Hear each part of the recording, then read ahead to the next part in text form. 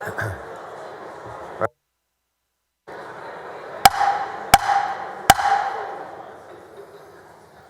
Senate will come to order. The Secretary will call the roll.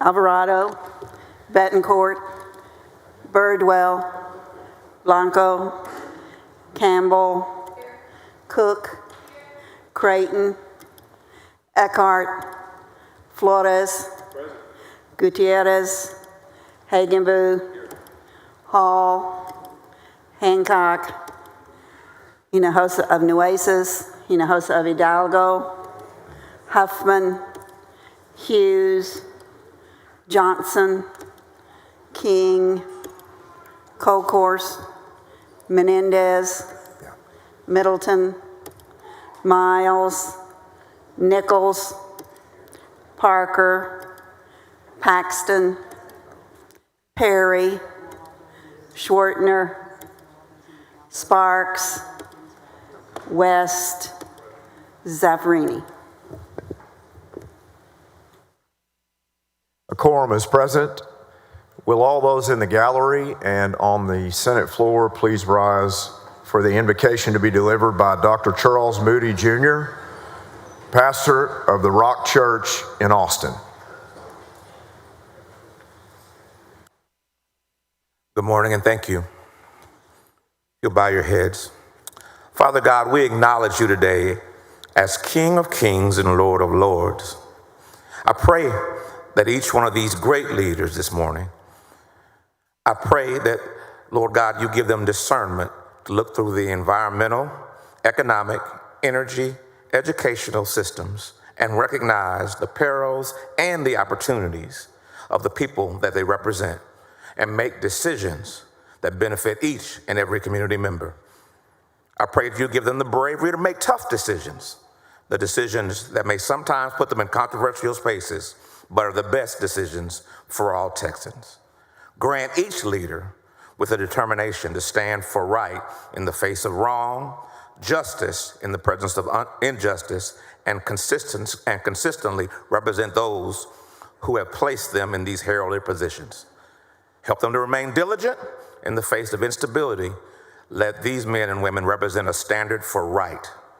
Bless each of them collectively and individually as they work to make our great state of Texas a great state for us all. In Jesus' name we pray, amen.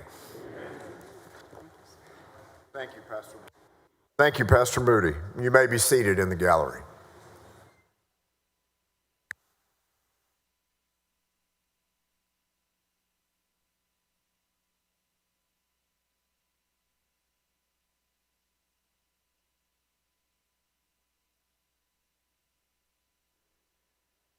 The Dean of the Senate moves to excuse Senator Miles on account of important business in the district. Is there objection?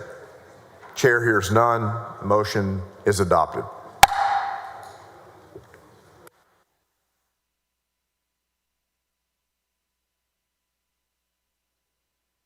The Dean of the Senate moves to dispense with the reading of yesterday's journal. Is there objection? Chair hears none. The motion is adopted.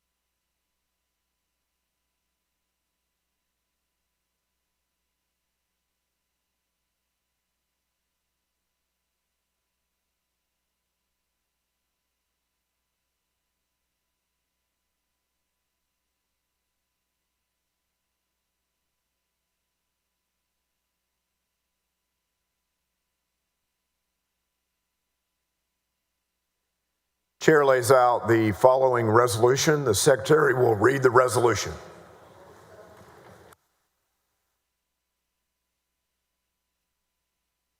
Senate Resolution 97, by Cold Course, recognizing February 18th, 2025 as Prairie View A&M University Day at the state capitol.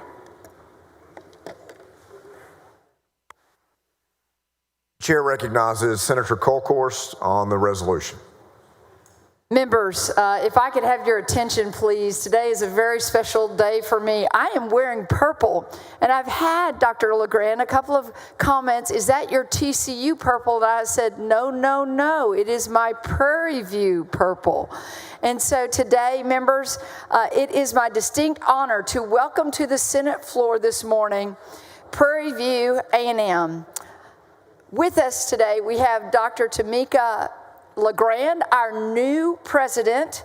She came last summer, and she hails from an HBCU from her home state of Georgia. But I got to tell y'all something. Where's Charles Perry? Her doctorate degree is from Texas Tech. So we're so fortunate to have her come and to take the helm of this very important university. We also have joining us today Jasmine Jeffries, Student Government Association President, Bryson Stokes, Student Government Association Vice President, Alexander Kirk, Mr. Prairie View A&M, and Chloe Tolbert, Miss Prairie View A&M. So I might not have that right, so if I don't, let me know. As we recognize them in Prairie View with this resolution today, members, Senate District 18 is so lucky to have many prestigious schools in it, but none more prestigious than Prairie View A&M, as it stands elite among so many of the campuses across our state. For example, Prairie View A&M is the second oldest public institution in the state of Texas. Prairie View A&M is consistently recognized as one of the top institutions in the country for producing the highest number of African American architects and engineers. Prairie View A&M annually awards the second most STEM degrees in the entire Texas A&M system. Prairie View boasts of 16 research centers, has 70 degree programs, one of the top 10 in Texas for return on investment, and it is the largest HBCU in Texas, the third largest in the nation, with nearly 10,000 students this fall.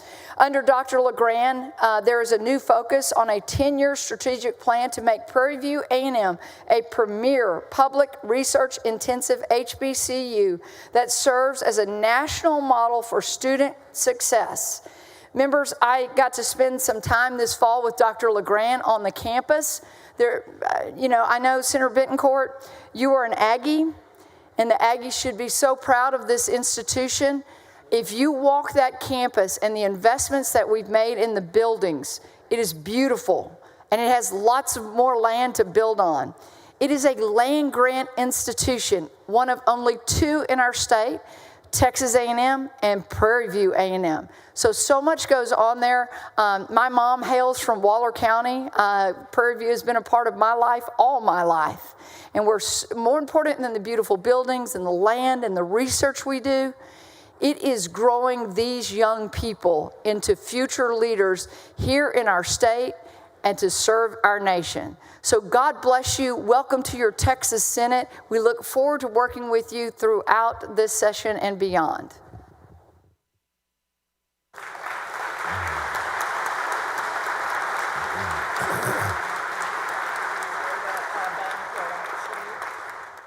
The chair recognizes Senator West to speak on the resolution. Thank you very much, Mr. President. Senator Colcourse, thank you very much for bringing this resolution, and I would be remiss, President Green, if I didn't stand here and say welcome to your state capital and to the students. I go way back with Prairie View. I can recall being a freshman in college, and one of the first colleges that I visited after leaving UT Arlington on a field trip around the state was Prairie View. And that's when it was red clay streets, and Prairie View was just coming into, I shouldn't say just coming into its own being, but moving forward. And over the years, I've had a partnership with Senator Colcourse and other senators that have represented Prairie View to make certain that we provided the resources necessary for it to be the first-class premier institution that's just been previously articulated. So welcome to the state capitol. Look forward to working with you during this legislative session to provide the resources necessary for you to continue the journey for Prairie View A&M University. Thank you very much, Mr. President. Chair recognizes Senator Betancourt to speak on the resolution. Thank you, Mr. President. Dr. LaGrange, it looked like you brought a fine crew with you. And to the student government folks over here, I just want to say that back in my day, we were nicknamed at A&M student government rats, MSC rats, et cetera. So the good news is today's student government types are tomorrow's senators. And so we're looking forward to your potential career. So keep us updated, and congratulations. Chair recognizes Senator Colcourse to close on the resolution. Thank you for all those kind words. I stand here with Senator West. I would tell to Senator Huffman, be careful when Senator West and I approach you late in the session, because it's usually for Prairie View on some matching grant. Listen, she's not listening, but we're coming to you. We were able to get some matching grant money for y'all that y'all are doing terrific job with. I heard it in Senate Finance, and we look forward to working with you. Members, thank you so much. And to our gallery, again, help me give a warm welcome to Prairie View A&M, to the Texas Senate.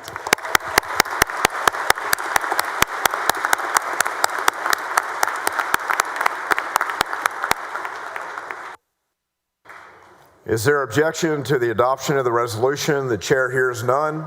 The resolution is adopted.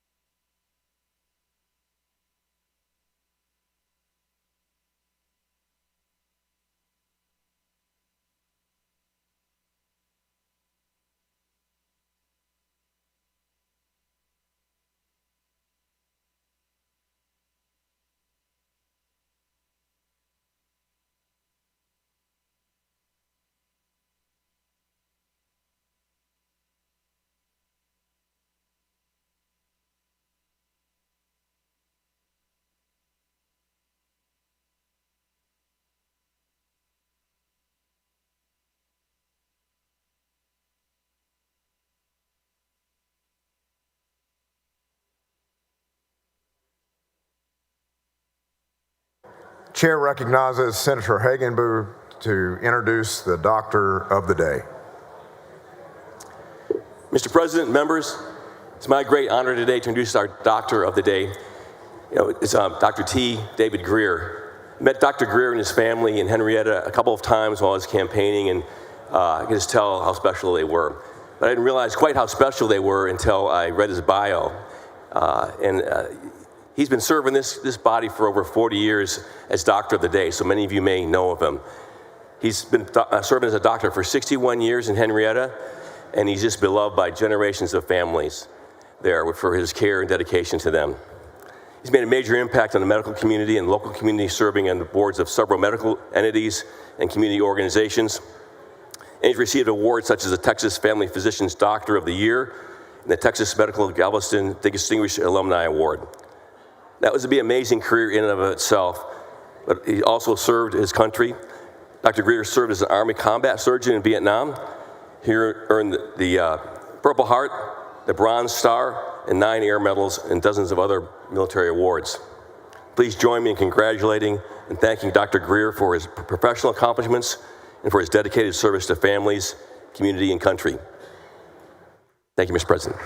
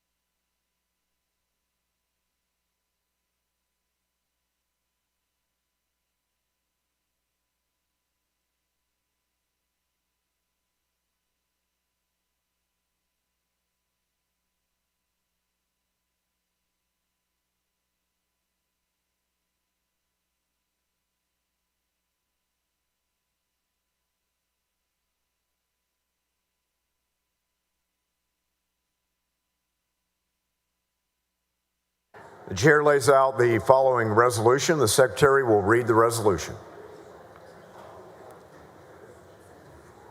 Senate Resolution 61 by Alvarado et al., recognizing February 18th, 2025 as Texas Music Advocacy Day at the state capitol. Chair recognizes Senator Alvarado to speak on the resolution. Thank you, Mr. President. This is one of the things I enjoy most about my job, is getting to honor some Texans who entertain us, Texans who we see on TV and entertainment. We have a few H-Town folks here that I'm extra proud to welcome. I think y'all know some of these folks. Today we are honoring members of the Texas chapter of the Recording Academy.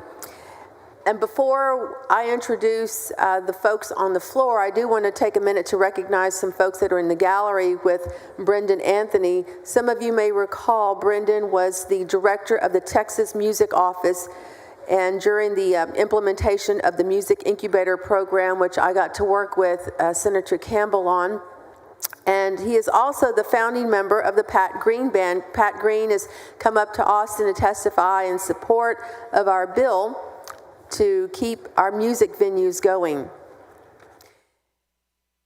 On the dais here with us, we have Christy Albino, the Executive Director of the Texas chapter of the Recording Academy, Josh Abbott, a Texas country mainstay, frontman of Lubbock's Josh Abbott Band and Grammy nominee, Paul Wall, H-Town's own, the People's Champ, a Houston rap legend and Grammy nominee. Another H-Town, my girl Yolanda Adams, a Houston gospel singer and 4-time Grammy winner known as the Queen of Contemporary Gospel Music, and Bobby Pulido. A lot of us miss our Tejano music, but we're glad that Bobby's still in there, the Grammy-nominated Tejano music pioneer from Edinburgh.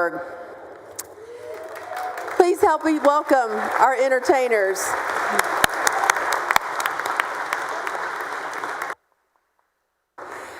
They will be joining in the house later today, but today we honor a rich history of culture and entertainment. In Texas, culture is one of the top exports. Texans have blazed trails through every genre of music to become household names across the globe.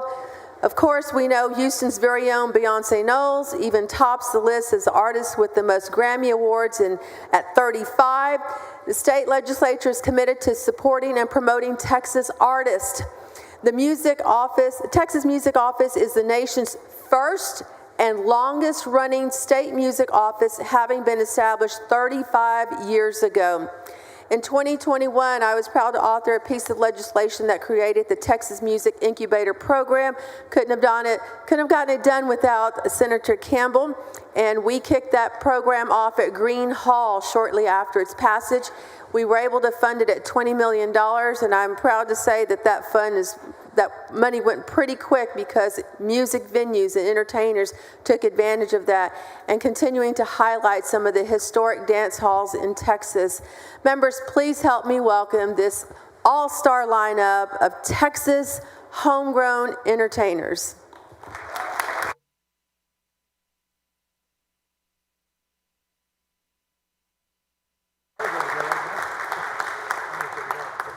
Chair recognizes Senator Menendez to speak on the resolution. Thank you, Mr. President. I rise to thank Senator Alvarado for bringing us Senate Resolution 61 and to welcome our guest to their Texas Senate. All of you have touched so many Texans and Americans across the country with your talent. But I would be remiss if I didn't want to focus for a little bit with my family's history in the music business on Mr. Bobby Pulido. My father was a friend of your dad's. My dad started with Discos Falcón in the mid-'60s and then moved on to Marsal Productions, and we used to work on all the Tejano Music Awards, and my mom had a record shop, and I remember the old Capitol EMI days and all of the good things that y'all did at the Tejano Music Awards and the Alamo Dome. So Also, little known fact, I know you're from Edinburgh. I was born in San Juan, so we're both from Hidalgo County. So welcome to your Senate. It's good to have you here. If there's anything, I want to thank Senator Alvarado for this, and it's good. I agree with you, Senator. I miss our Tejano music influence, but it's still there. We just need to get it out, heard a little bit more. But welcome to all of you. Thank you, Mr. President. Thank you, members.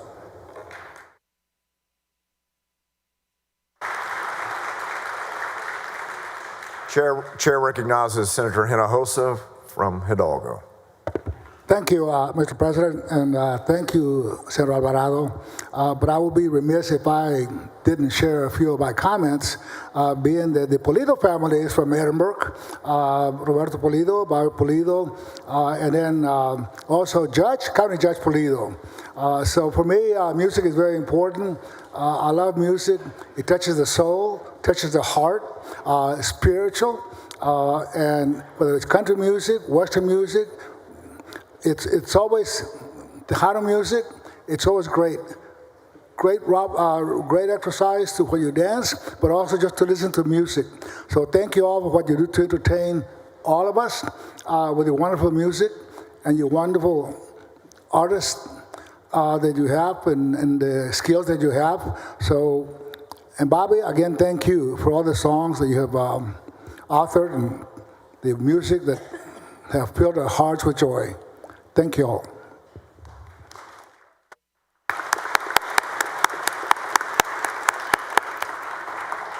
Chair recognizes Senator West to speak on the resolution. Thank you, Madam Chair. I'm sorry, Mr. President. It's with great pride and privilege that I stand up here. Yeah, I've got to go back to Yolanda Adams.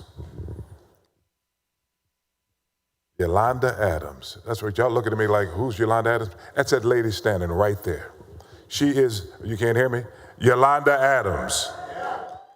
Okay? And I first met Yolanda on a Tom Joyner cruise. That's been probably about 20 years ago when she had her baby in a carriage going around.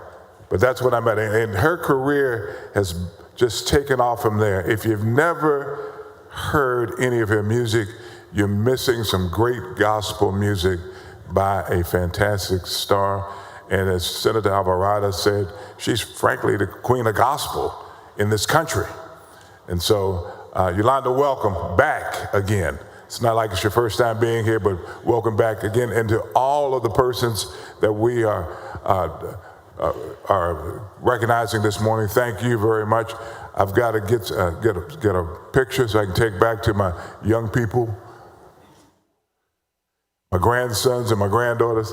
And so thank you very much for being here. God bless each and every one of you.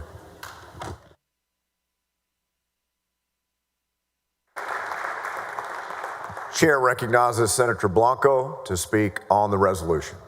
Thank you, Mr. President, and thank you, Senator Alvarado, for bringing this resolution to the floor. I want to highlight two individuals. First of all, Paul Wall. You know, I didn't bring my grill today. I didn't wear my grill today. But members, check out that grill. It's beautiful. That's right, Texas made. But honestly, as we celebrate the power of music, you know, I also want to celebrate the power of giving back. And Texas is really the birthplace of so many great artists, many of who are with us today. But we're also known for producing leaders who use their success to lift up others. And that's why I want to specifically recognize, obviously you all do your part, but I'm very familiar with Bobby Pulido's work and who's here with us today. He isn't just a Tejano legend, as Senator Menendez and Senator Hinojosa had remarked, but he's also a role model who hasn't forgotten where he comes from. And Senator Hinojosa mentioned that he's from Edinburgh, Texas, but he knows the power of education. He understands the importance of giving the next generation the tools that they need to succeed. I know he's worked with GodaFest. We were talking about GodaFest earlier today and yesterday, that helps a lot of young kids, gets the doors open for these young kids who are dreaming to earn a music a career or program. And he's been, part of a variety of a lot of other initiatives that has helped young people rewrite their futures and achieve success. So Bobby's commitment to service shows us all, I think, that the real success isn't just measured by awards or great things, but it's also measured by the lives that you touch every single day and the opportunities that you all create for those young individuals every day. So to all of our artists, and Bobby, thank you for leading as an example, using your influence to invest in our youth and reminding us that the greatest legacy is the one that lifts up others, and we appreciate all you do. So thank you so much, and congratulations to all of you.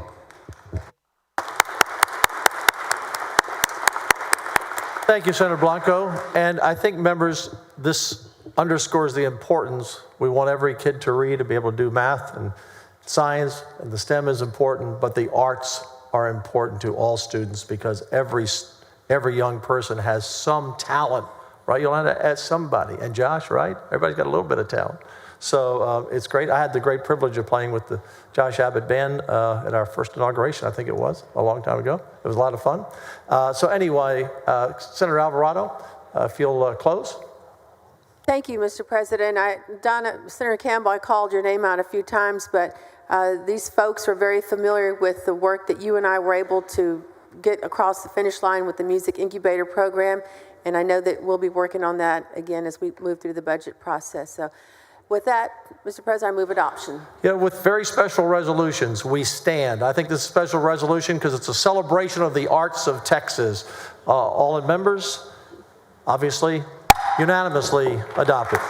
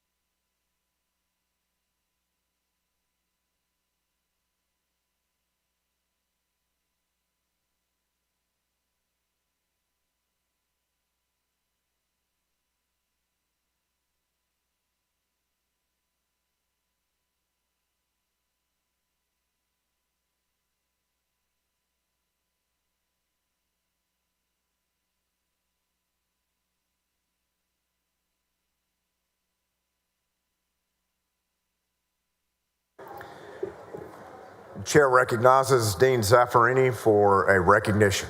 Thank you, Mr. President.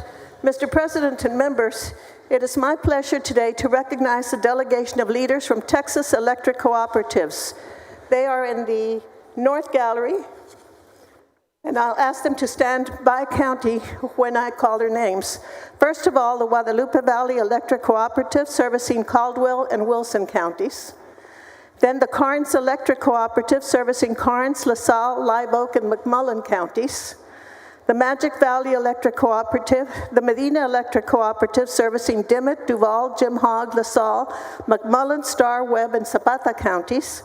The Nueces Electric Cooperative servicing Duval, Live Oak, and McMullen counties.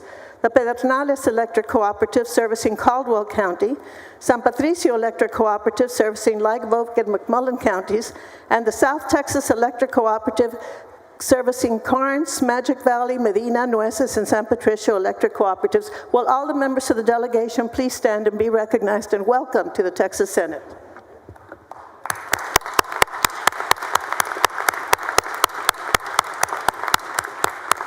Thank you, Mr. President and members.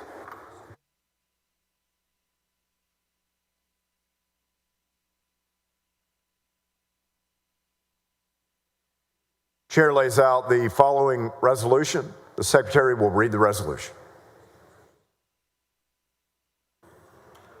Senate Resolution 91 by Nichols, recognizing February 18th, 2025 as Alabama Coushatta Tribe of Texas Day at the state capitol.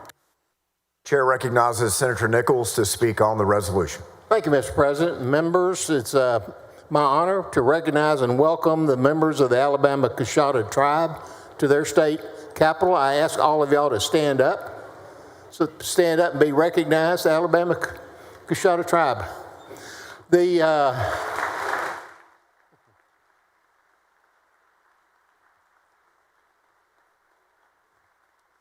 members, the descendants of both, they are descendants of both the historic Muskogee and numerous other tribes of the Creek Confederacy. Alabama Coushatta Tribe of Texas is federally recognized tribe. They have over 4,500 acres in their reservation in the middle of Polk County in the heart of East Texas.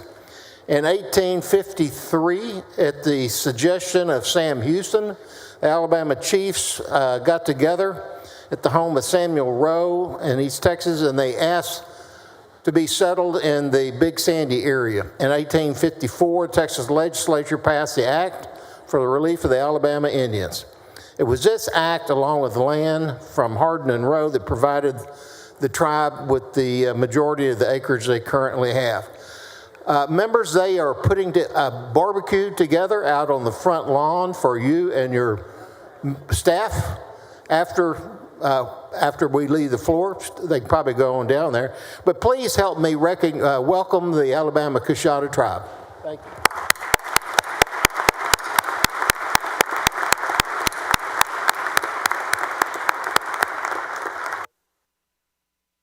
Adoption. Is there objection to the adoption of the resolution? The chair hears none. The resolution is adopted.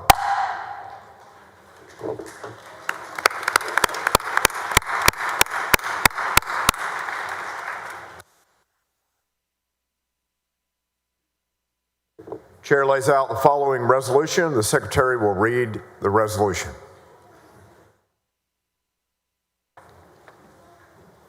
Senate Resolution 112 by Hall, recognizing February 18th, 2025 as Kaufman County Day at the state capitol. Chair recognizes Senator Hall to speak on the resolution. Thank you, Mr. President and members. I rise to welcome my special guests this morning from Kaufman County. We are joined today by business leaders, city and county officials who make the annual trip to Austin to speak with their state legislature and to meet the state agencies on behalf of their neighbors back home. Kaufman County is a testament to the resilience and spirit of our state. Founded in 1848, it now boasts over 185,000 residents with a 7.6% increase in 22 to 23, making it the fastest growing county in the entire country. The City of Kaufman is the county seat, fostering education through Kaufman ISD and Trinity Valley Community College Health Science Center. The Kaufman Chamber of Commerce has been pivotal in economic development, turning Kaufman into a commerce hub. Their initiatives like the Public Works Rodeo showcase community spirit and highlight the skills and dedication of those in our community. Kaufman's heritage is celebrated in places like the Kaufman County Veterans Memorial Park, which includes replica of the Vietnam Veterans Memorial Wall, honoring those who served in Vietnam. The preservation of historical sites like the Kaufman County Poor Farm shows respect for the past while planning for a sustainable future. Would you please join me today and welcome my friends and constituents from Kaufman County to their capital. Rise, friends from Kaufman County, and be recognized.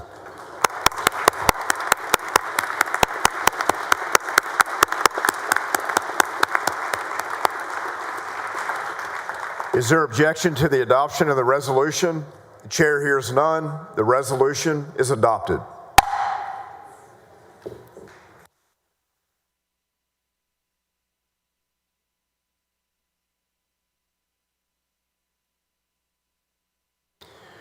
Chair lays out the following resolution. The secretary will read the resolution.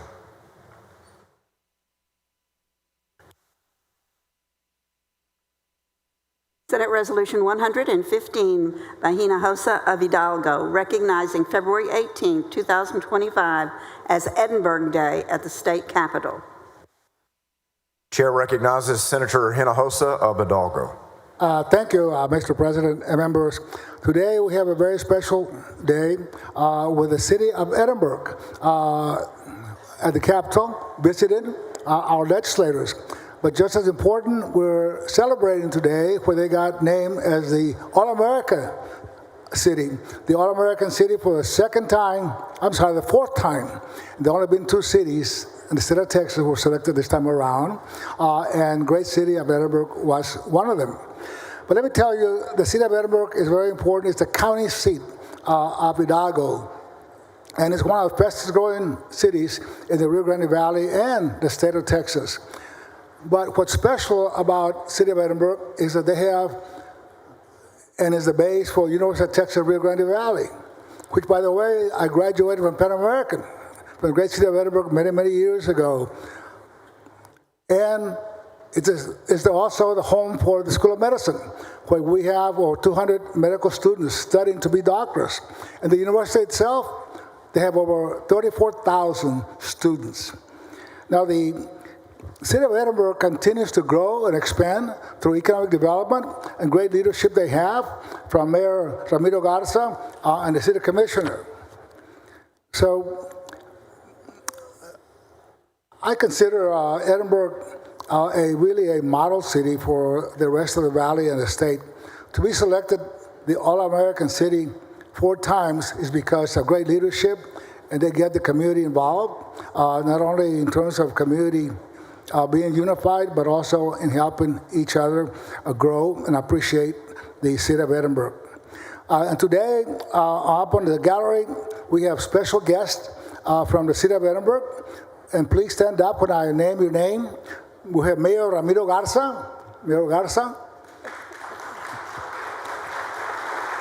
We have Mayor Pro Temp Jason De Leon. Was the City Councilman Dan Diaz. And City Councilman David Salazar. Members, please help me welcome this great city from the Rio Grande Valley and also the All-American City for the state of Texas, the only number 2, the second one being selected here in Texas. I move adoption of the resolution, Mr. President. Chair recognizes Senator Menendez to speak on the resolution. Thank you, Mr. President. I want to rise and thank my colleague, Senator Hinojosa, because obviously he represents Edinburgh, but as someone who was born in San Juan, just right down the street in Hidalgo County, and has had the pleasure of coming down to visit y'all many times, I want to welcome you to your state senate and thank you for everything you do. You know, the El Valle is the reason we have a lot of wonderful things in Texas, and we should never forget that. So thank you very much. Thank you, Mr. President. Thank you, members. Chair recognizes Senator Hinojosa of Nueces. Thank you, Mr. President, and thank you for your comments. And I move adoption to the next. Oh, I'm Senator sorry. Hinojosa. We got I'm the going other to recognize Hinojosa. the Okay. other Senator Hinojosa. We're almost of there. Nueces. Senator You know, Hinojosa. we have two Senators Hinojosa here in the State Senate for the first time that I can ever recall. And he's from the good side of the family. I'm from the bandido side in Peñitas. But we equally both represent Hidalgo County, so I want to thank you all for being here. Thank you for all the great work, Mayor, Council. It's an honor for you to be here at your state capital. It's the birthplace of one of my brothers in Edinburgh. It's a home to many, many friends, and it's just a wonderful place in the Rio Grande Valley. Thank you, Senator Hinojosa, for bringing this resolution. Chair recognizes Senator Betancourt on the resolution. And thank you, Mr. President. And gentlemen, as duly elected representatives of the city of Edinburgh, I can tell you that with Hinojosa squared, you guys are in great hands, okay? Because we've got everything. We got Republicanos, we got Democrats, we've got the entire city covered. So it's a special treat to have you all here today. And we now have a new nickname for our Hinojosa squared operation. Thank you. Chair recognizes Senator Hinojosa of Hidalgo to close on the resolution. Thank you, Mr. President, and I move adoption of the resolution. Is there objection to the adoption of the resolution? The chair hears none. The resolution is adopted.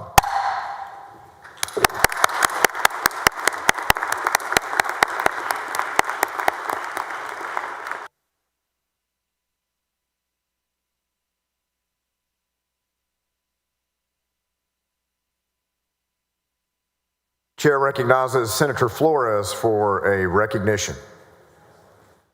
Thank you, Mr. President and members. Today I rise to join with you to recognize February the 18th, 2025 as Texas Game Warden Day.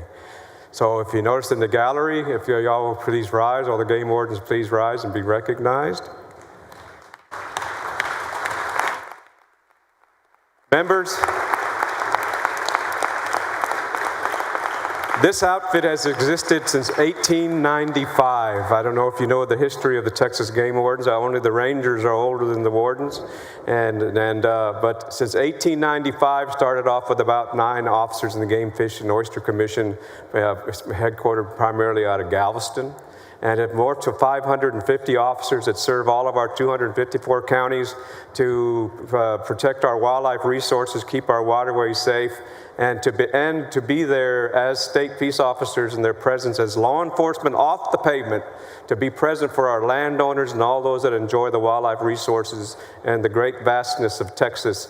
You'll find, although there are only 550, you'll see them pretty much everywhere. In the culture of a Texas game warden, they are the people's game warden. Most counties know their game wardens by first name. It's part of the culture of being part of the community. You know, Theodore Roosevelt was one of the fathers of conservation, but he was also one of the fathers of community-oriented policing when he was police commissioner in New York City. So community-oriented policing was actually in practice by Texas game wardens before it became a well-known practice in law enforcement in the country. The other thing is that as part of critical members of the community and well-trained, well-rounded officers that they are, they're generally the first ones that show up whenever you have floods, tornadoes, search and rescues because of their expertise, equipment, and training and dedication to their communities. They're the first ones to show up and the last ones to leave. And those of you that have experienced them in your counties over all these years know that to be true. Something that's a Texas tradition. I know I served myself 27 years, and I used to have a plaque in my office that said, Texas Game Warden, we may doze, but we never close. And that's how they operate. I do the same thing in the Senate, if you notice. But I want to say thank you all very much for what you do and what you mean for Texas and the brand that you represent, and something that is of great value to all of us, whether you're in the city of Houston or whether you're in the small town of Pleasanton. They know what you do and what you represent, and the value you bring to our great state. I also have Dr. David Yakowitz, our Executive Director of TPWD, present, and the division is currently led by Colonel Ron Vanderoost, who just recently took over as Colonel for this great outfit. And they even brought, I think there's even a Piper, but one of our search and rescue dogs is here with them. Members, join me in welcoming our Texas game wardens. There always have been and always will be your Texas game wardens.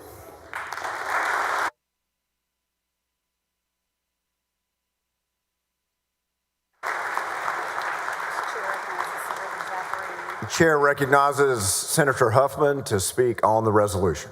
Thank you, and I just wanted to offer a welcome to the game wardens as well from all of us here in the Senate. And you gave a shout out to Piper, but I want to give another shout out to Piper, the canine.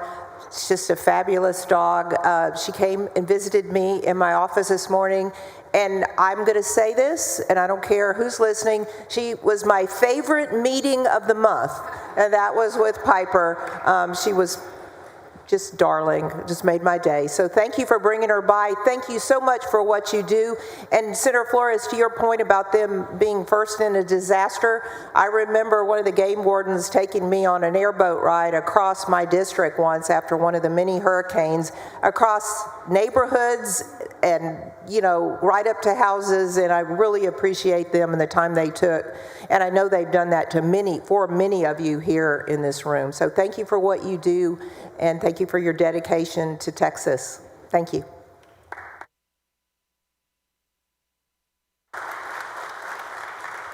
Chair recognizes Dean Zaffarini to speak on the resolution. Thank you, Mr. President. Mr. President and members, in 2021, it was my pleasure to co-author SCR 26, designating the third Tuesday in February as Texas Game Warden Day. They are so proud, as are we, of their 130-year legacy. They began as fish and oyster commissioners in 1895, but were renamed in 1963. In 1971, the 62nd Texas legislature extended the designation of Texas peace officers to law enforcement officers commissioned by the Texas Parks and Wildlife Commission, formally recognizing game wardens as peace officers with full duties and powers to preserve peace within the state. And of course, we are so proud of our own Senator Pete Flores, who became the first Hispanic colonel of the game wardens in the Texas Parks and Wildlife Commission. As peace officers, Texas game wardens protect and conserve Texas natural resources, promote public safety, provide education and outreach to the public, and help preserve Texas cultural heritage. Today, they are responsible for enforcing both wildlife laws and criminal laws. In the delegation today are two game wardens from Texas Senate District 21, and I will ask them to stand and be recognized, Major Jason Davis and Captain David Nieto. Welcome to the Texas Senate. Thank you, Senator Flores.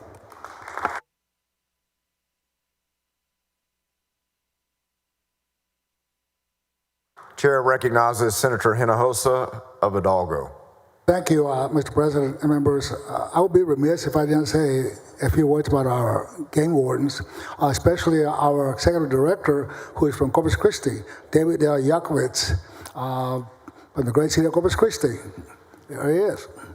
And one quick story, and it is, as you all know, we need probably more game wardens, Mr. President, and we have been down in the Rio Grande Valley in South Texas on border security, and their skills in knowing all the backwoods, all the streams, all the part of the river and the ranches where they really work day and night trying to stop human smuggling, trying to stop drug smuggling.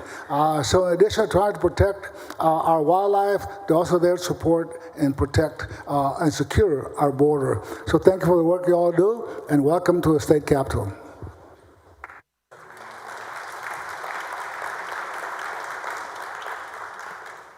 Chair recognizes Senator Eckhart to speak on the recognition. I'm deeply grateful for all that you all do. My great uncle Caesar Clayburgh was on the commission for 20 years and worked so hard to make sure that we do protect our game and our coast and our natural resources in the state of Texas. And my father also worked on oyster dredging legislation, both at the state level and the federal level, protecting our coasts. What y'all do is so important. There's too few of you. You extend yourself to do amazing things across this state, and I deeply, deeply appreciate your work. Thanks for being here.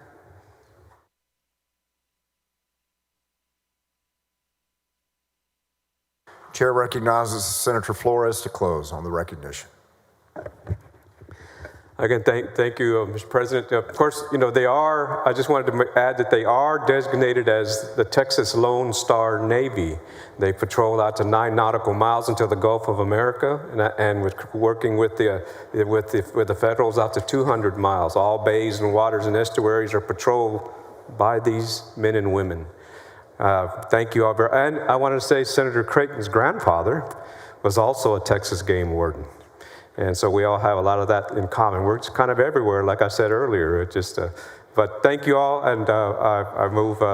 Thank you for the Senate for allowing me to recognize our great Texas game wardens and what they mean to all of us. Move adoption.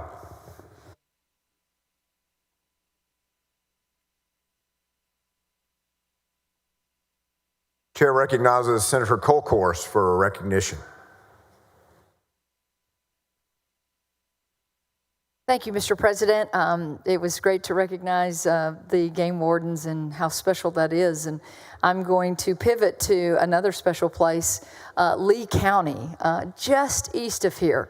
And I have to tell you that Lee County is one of my favorite counties that I represent, the proud home of the Giddings Buffaloes and the Lexington Eagles, and something that y'all might know something about, Snow's Barbecue.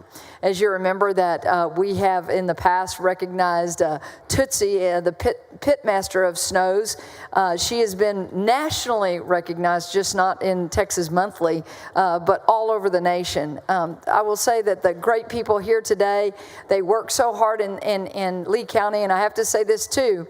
We, and Senator Schwartner, you abut right up to Lee County. The pressures of the big city of Austin moving their way and Houston coming our way. We have lots of issues that'll come before our committees, but what a great place. Tourism-friendly, Texas certified community by Texas Travel. It's a wonderful place. I feel so blessed to recognize them. So help me welcome Lee County, a great county to live in, and with great super people. Welcome to your Texas state capitol. Please rise.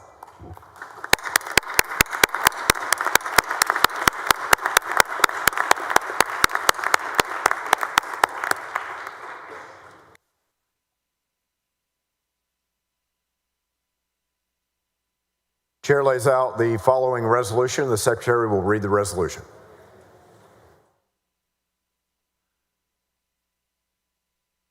Senate Resolution 103 by King, recognizing February 18th, 2025 as Texas Manufacturers Day at the state capitol. Chair recognizes Senator King on the resolution. Thank you, Mr. President and members. Today we recognize the Texas Manufacturers Day at the Capitol. Tony, won't y'all go ahead and stand up while we read this? Got a good group with us here today. There are over 847,000 workers directly employed as manufacturers in Texas, and today members of the Texas manufacturing community are speaking with legislative offices to remind us that in Texas, manufacturing matters. Manufacturing jobs are high quality and high wage jobs for our constituents, paying workers an average annual compensation of over $123,000. In Senate District 10, there are over 48,000 Texans directly employed in manufacturing, making products for aerospace and defense, oil and gas, agriculture, food and beverage, chemical and plastic, and metal fabrication. Today, Texas manufacturing powers the nation's economy. Because of the hard work of Texas manufacturers, Texas has remained the #1 exporting state in the country for over 2 decades running. Members of the Texas Association of Manufacturers are here in the gallery. Please join me in welcoming them and recognizing Texas Manufacturers Day.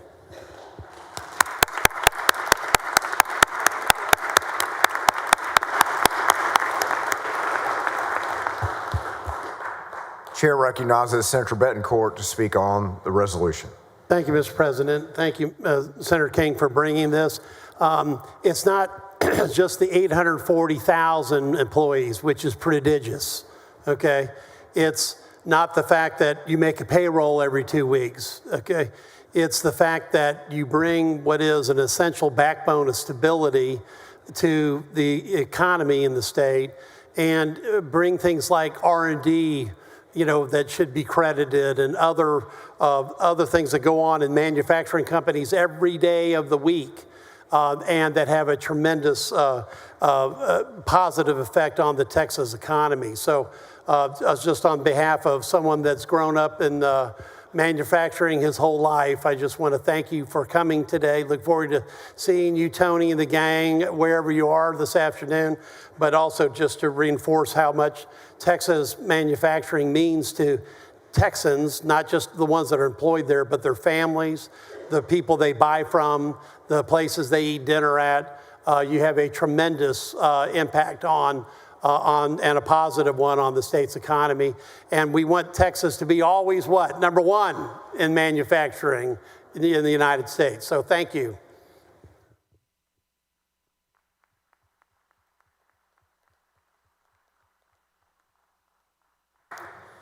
Chair recognizes Senator King to close on the resolution. Thank you, Mr. President. Move adoption. Is there objection to the adoption of the resolution? The chair hears none. The resolution is adopted.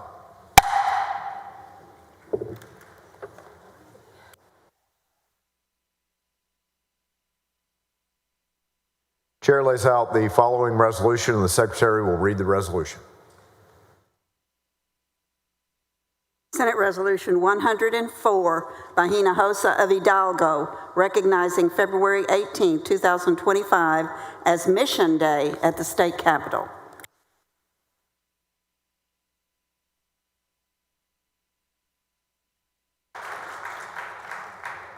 Chair recognizes Senator Hinojosa of Hidalgo.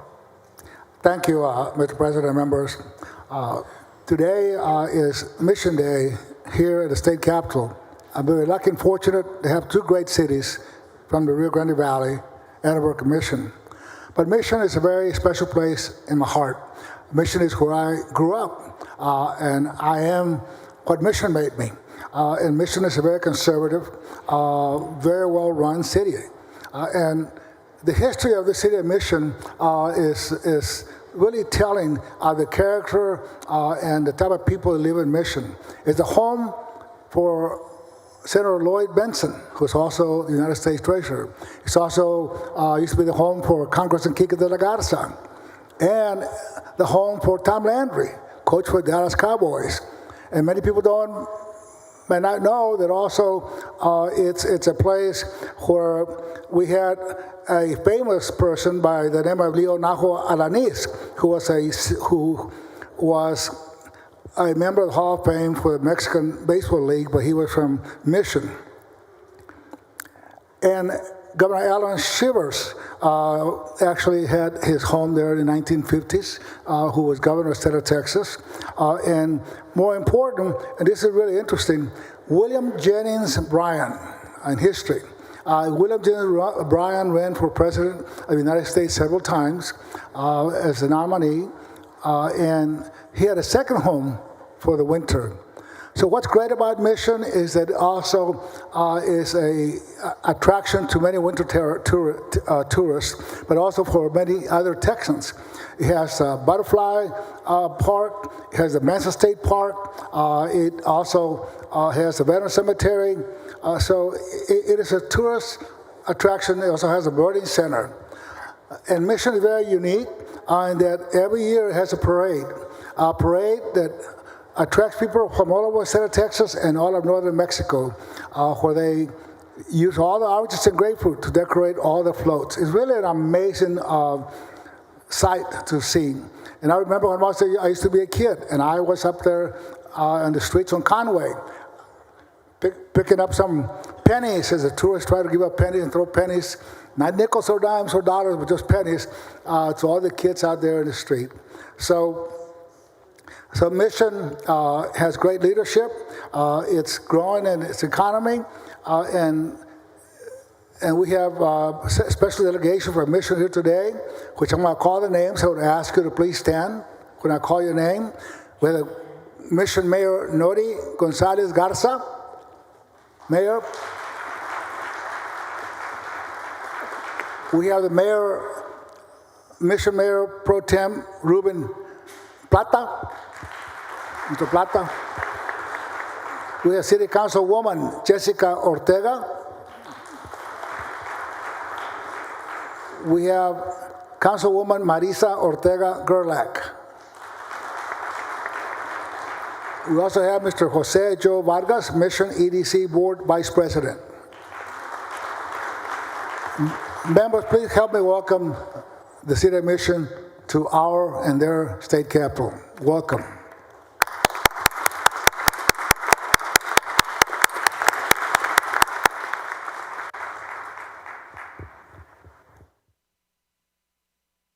Chair recognizes Senator Hinojosa of Nueces. Thank you, Mr. President, members. And before I move adoption, I just want to point out that I played football at Mission High School. I was quarterback of the football team. Played basketball, captain of the basketball team, captain of the football team. So again, Mission is just a great city to live. Thanks for being here. I move adoption. Senator Hinojosa of Nueces. Thank you. And just quickly, Senator, thank you again for recognizing another great city in Hidalgo County. It's great to see the Rio Grande Valley represented here in the Texas Capitol today. Welcome. Great to see you, Mayor and Council. Welcome to your state capital. Is there objection to the adoption of the resolution? The chair hears none. The resolution is adopted.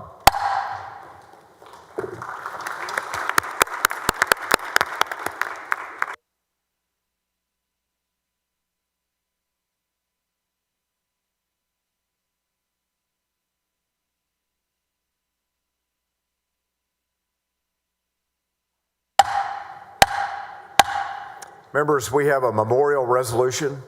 Please take your seats.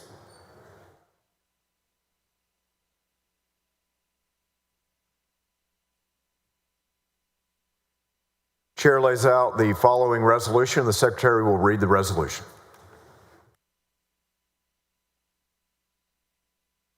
Senate Resolution 116 by West et al. Whereas the Senate of the State of Texas is pleased to honor and commemorate the life of Eddie Bernice Johnson, who died on December 31st, 2023, at the age of 89. And whereas Eddie Bernice Johnson was born on December 3rd, 1934 in Waco, a graduate of A.J. Moore High School, she studied nursing at St. Mary's College and later went on to earn a nursing degree from Texas Christian University and a master's degree in public administration from Southern Methodist University. And whereas upon moving to Dallas in the late 1950s, she experienced the blatant racism and discrimination that helped to inspire her commitment to activism and advocacy. And she went on to lead an exceptional career of public service that helped to transform the city and improve the lives of people across the nation. And whereas Eddie Bernice Johnson began her career as a chief psychiatric nurse, and in 1972, she became the first Black woman elected to represent Dallas County in the Texas House of Representatives, where she earned a reputation as a champion for women and children and was admired for her bipartisan and no-nonsense approach to policymaking. And whereas in 1977, she accepted an appointment to serve as a regional director of the United States Department of Health, Education, and Welfare under President Jimmy Carter. After a period of time with the federal government and in the private sector, she returned to Texas, and in 1986, she became the first Black person since Reconstruction to represent Dallas in the Texas Senate. She brought her state service to a close in 1992 when she was elected to the United States Congress. And whereas Congresswoman Johnson led many committees and subcommittees that effected progress in such areas as human rights, STEM education, transportation, environmental policy, and foreign relations. Widely recognized as one of the most effective legislators in Congress, she was responsible for authoring and co-authoring more than 175 enacted bills. And whereas her distinguished career in public service included 15 terms of leadership representing the 30th Congressional District of Texas, and she continued serving her Dallas community while tirelessly supporting human rights in the United States and around the globe. An esteemed Democratic leader and a woman of great courage and strength, Eddie Bernice Johnson was a devoted mother to her son, Kirk Johnson, whom she raised by loving example. She was a proud grandmother to her 3 grandsons and to her great-grandchildren, who all enriched her life immeasurably. And whereas Eddie Bernice Johnson's extraordinary leadership and dedication to public service will long be remembered by the people of the Lone Star State and by citizens and leaders throughout our great nation, her remarkable life and her outstanding achievements are a source of inspiration to countless people, and her enduring legacy is a shining example to current and future generations.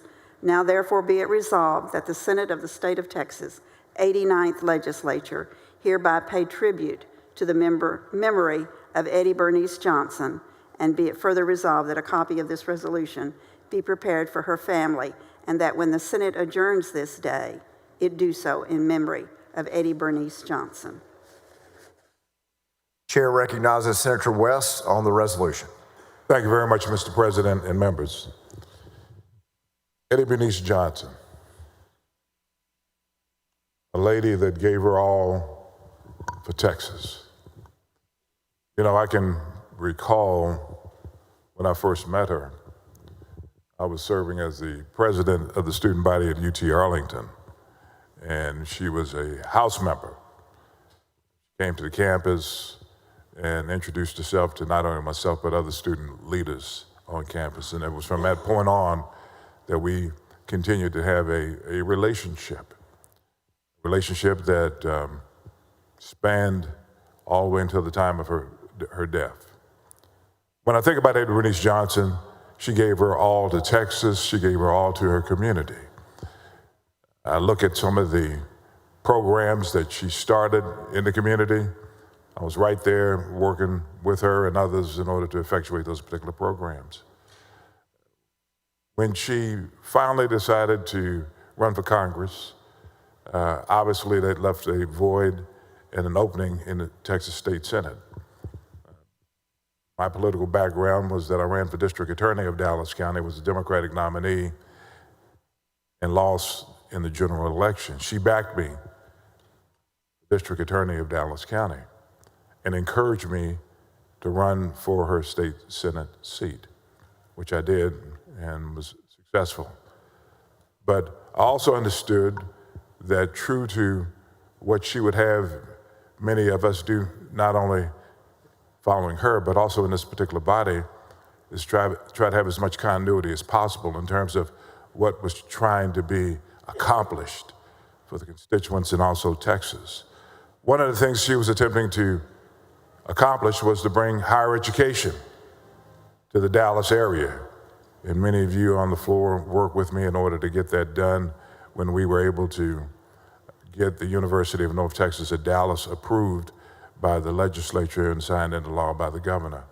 It was a great moment for Eddie Bernice Johnson because that was a policy that she had started, left undone when she ascended to, I shouldn't say ascended, when she went to Congress. And I was able to take that on. Healthcare. Unfortunately, it's amazing. She did a lot of work in terms of healthcare for this country and also for this state. But in the final analysis, one of the reasons that she ended up dying was because she couldn't get the proper health care while she was at a medical institution in the Dallas area. I'll leave it at that. All the work that she'd done for health care, she wasn't able to get the proper health care at a medical institution. When I think about historically underutilized businesses, and those of you that are in finance know that I try to make certain that all persons, regardless of the color of their skin, have an opportunity to participate in this multi-billion-dollar industry, I shouldn't say industry, or procurements that we do as a state body, which is what we should be doing. Eddie Bernice Johnson led the charge on that by assembling people from all different backgrounds in order to put together a policy statement for the state of Texas that was ultimately signed by Governor George Bush to establish what we call a good faith program under my leadership and others in the House. Policies that she started that I was able to kind of follow through with and bring them to fruition. When you think about Eddie Bernice Johnson as a congressperson, she consulted with the governors of the state of Texas from the different party in order to make certain that issues important to the state of Texas were in fact addressed by the federal government. That was Eddie Bernice Johnson. She was meticulous as it relates to her dress, her fingernails, her hairstyle, and all those things.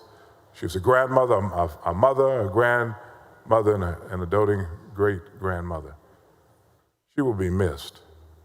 She will be missed by this body that she served in for many years. She'll be missed by Congress. She'll be missed by Texas. I just wanted to make certain that on this day that we remembered Eddie Bernice Johnson, a member that has served in this particular body, sitting in one of these seats. I can't tell you which one it was, but just like Barbara Jordan, she was here.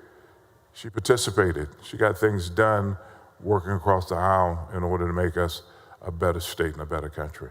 So, Mr. President, as we adjourn today, I'm asking that all of us make certain that we remember Eddie Bernice Johnson, even if it's just for a few seconds. Remember her, and for those that did not know her, Google her. Spend a few minutes getting to know exactly who she was and what she did in order to make this state, this country, a better place for all of us to live. Thank you, Mr. President.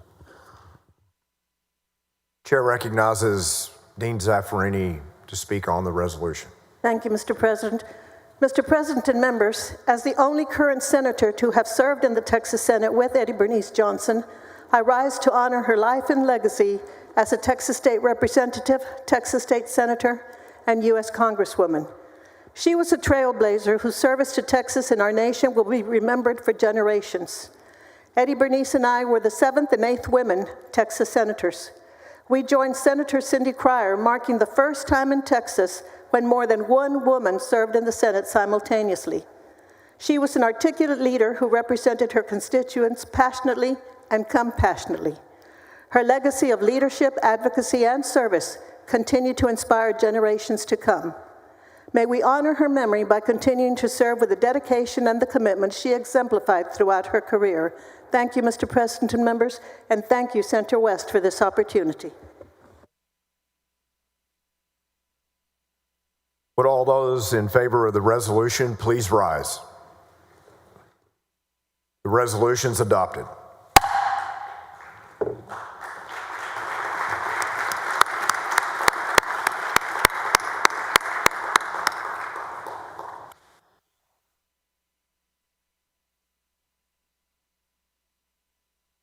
Chair recognizes Senator Middleton for recognition. Thank you, Mr. President. Members, joining us in the gallery today is Meals on Wheels Texas at their Capital Day. And I want to make sure to honor them for their incredible work. All over this great state, of course, we have Brazoria County Meals on Wheels here as well. Thank y'all for coming to your Texas Capitol and your Texas Senate. And Meals on Wheels delivers more than just meals to our seniors across Texas. They provide lifelines for thousands of homebound seniors and Texans in need. Each day, over 33,000 Texans rely on Meals on Wheels for their nutritious meals, safety checks, and companionship. And annually, that's over 16.2 million meals delivered statewide to our neighbors, helping them remain independent in their homes, of course, reducing cost of hospitalization. And they're doing this at a fraction of the cost. It's just under $2,000 per year. So this investment not only supports our seniors, but also saves Texas taxpayers millions of dollars annually. And I've delivered many myself, and I know don't let the cat or the dog out, when they answer the door. Otherwise, you're going to be chasing some pets. Y'all know that firsthand. Meals on Wheels Texas provides our first responders and many seniors with critical safety checks and emergency interventions. And in this past year alone, more than 4,200 incidents were reported where a volunteer helped clients in distress, potentially saving their lives. So thank you for all you do for Texas and for our seniors, and appreciate your service and servant leadership to our great state. Thank you, Mr. President. Chair recognizes Senator Sparks to speak on the recognition. Thank you, Mr. President. Members, I too want to recognize the Meals on Wheels. We've got friends here from Midland and Odessa and Amarillo, some other places. Meals on Wheels truly is one of those programs where it's our communities caring for their own. And it's done by volunteers. It's more than just delivering meals. As Senator Milton said, it's companionship during the day. It's well checks. And it's also allowing many of our seniors to stay in their homes longer and enjoy a quality of life that, many of us can really appreciate. And so my wife Jill and I have worked with Meals on Wheels for, more than 30 years. Some of my fondest memories with my kids, the Indian Guide and Indian Princess groups in Midland for years delivered the Meals on Wheels on Thanksgiving Day. And it allowed these people who didn't have the ability to get out the opportunity to have a Thanksgiving meal. And it also allowed them to interact with all of our precious kids, which I think they enjoyed way more than the meals. So it's a critical part of what our communities do for their own members, and it's a great example of how Texans take care of Texans. So thank you guys for being here.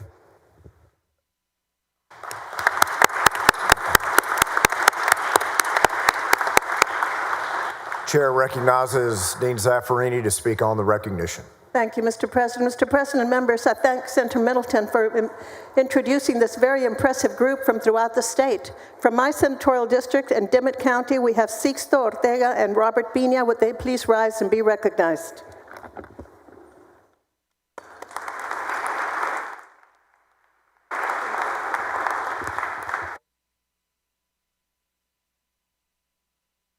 Chair recognizes Dean Zaffarini for recognition. Thank you, Mr. President. Mr. President and members, we have had so many visitors from Senatorial District 21 today. A very special delegation includes leaders from the Navarro Independent School District. It is my pleasure to introduce them and ask them to stand as I say their names. They're in the East Gallery. The Board President, Melissa Sartain, the Board Assistant Secretary, Dan Reinhardt, Board Member, Lacey Gosh, and Superintendent, Mandy Apley. Please stand. Thank you. Thank you. Be welcome to the Texas Senate.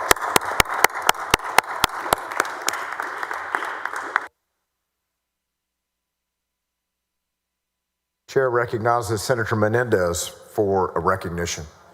Thank you, Mr. President. Members, it's been a busy morning, but I want to say thanks to some fine folks here from across the state of Texas. Members, there are people who start a business, there are people who hire lots of people, but I think there are very few institutions where you get someone who starts at the French fry fryer or at the counter who can end up being the owners of those businesses. And so, members, as of December of last year, there were 1,200 McDonald's across the state of Texas, second only to California. I am so proud of the folks here representing San Antonio in particular. We have the Acosta family. Maria and Celia are representing their family. Their parents started their family McDonald's franchise in 1975, and they employ over 1,800 people today. And so let me tell you, whether it's from Amarillo down to Brownsville or San Antonio to El Paso, we know that we can always trust the McDonald's and the hardworking folks that are there. And I think that everybody knows what you're going to get, and the beauty of it is that so many people had their first jobs at that McDonald's. So members, I know there might be someone else I know that wants to say something, but would you, the McDonald's representatives, Maria and Celia in particular from San Antonio, and anybody else, please rise so we can welcome you to your Texas Senate.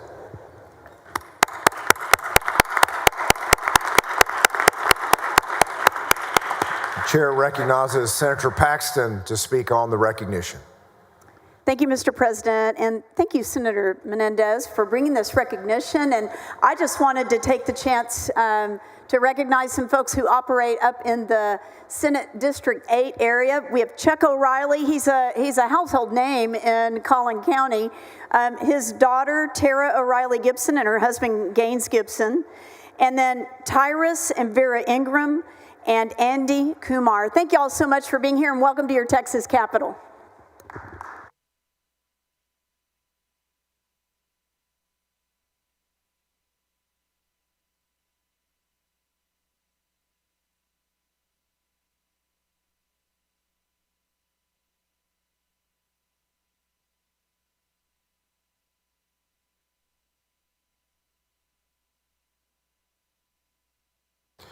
Chair lays out the following resolutions. The secretary will read the resolutions. SR 48 by King, SR 49 by King, SR 50 by King, SR 53 by King, SR 60 by King, SR 79 by King, SR 80 by King, SR 90 by Middleton and Creighton, SR 93 by Perry, SR 94 by Gutierrez, SR 96 by Colcourse, SR 100 by Hinojosa of Nueces, SR 101 by Perry, SR 102 by Birdwell, and SR 107 by Colcourse.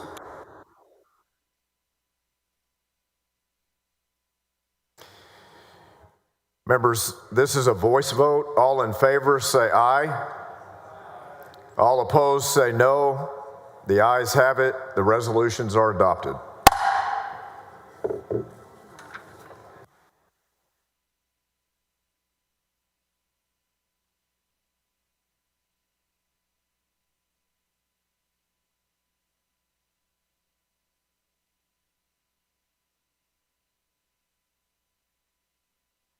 Chair lays out the following resolution. The secretary will read the resolution.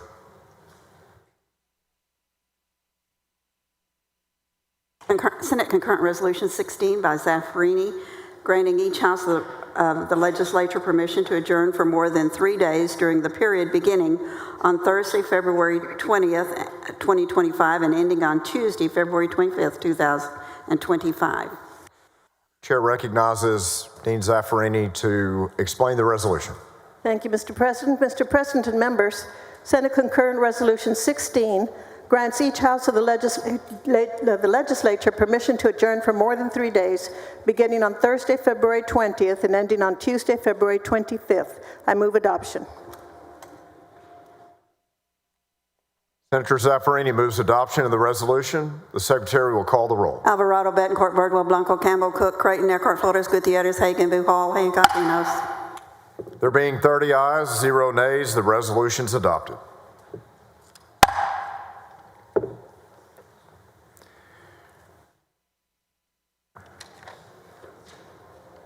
The following bill on first reading and reference to committee, the secretary will read the bill. Senate Bill 26 by Creighton, relating to public education, including the rights and compensation of public school educators and funding for teacher compensation under the Foundation School Program to education K through 16.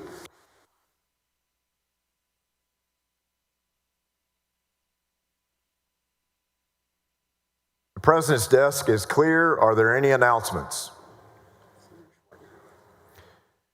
Chair recognizes Senator Schwartner for an announcement. Thank you, Mr. President. The Senate Committee on Business and Commerce will reconvene at 1 p.m.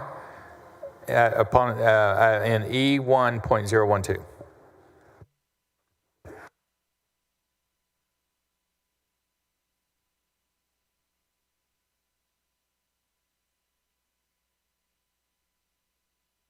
Chair recognizes the Dean of the Senate for a motion.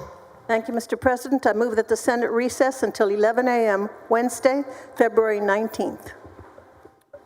Is there any objection? Chair hears none. The Senate stands in recess until 11 a.m. Wednesday, February 19th.